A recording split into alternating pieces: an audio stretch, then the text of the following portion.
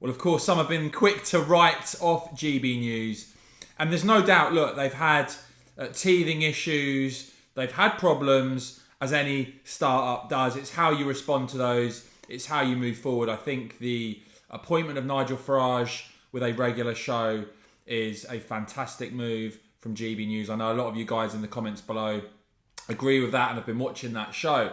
But I just thought I'd show you, because there's been some mocking in terms of ratings. I thought I'd bring your attention to some of the figures in terms of online figures as well that are now out there.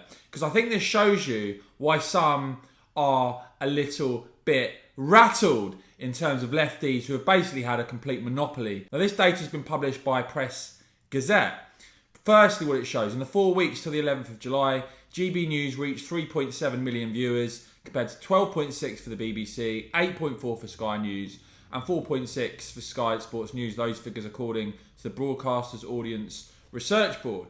Now, obviously, GB News is going to be looking to improve those figures. There's a lot they can still do. You know, as I said, the appointment of Nigel Farage, I think, is a step in the right direction. But that is really only telling one side of the story. You're watching this video here on YouTube. Lots of you tell me that you've been watching GB News online, streaming, the clips, etc.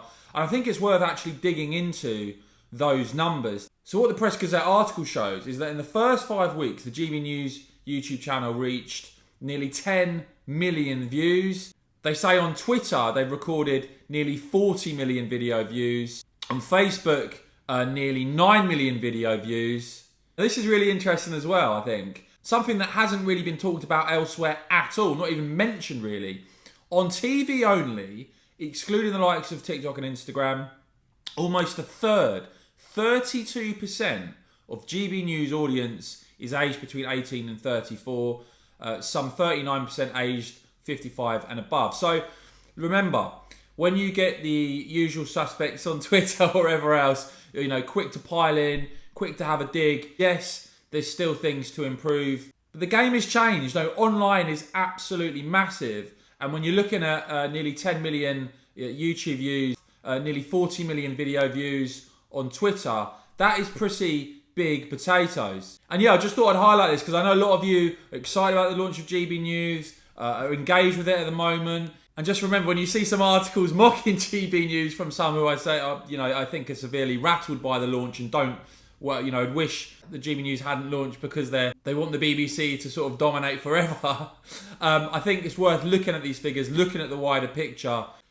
So yeah, let me know what you think of these figures, guys. Are you surprised by them or not? Where do you watch GB News? What do you watch on there? What shows are you enjoying?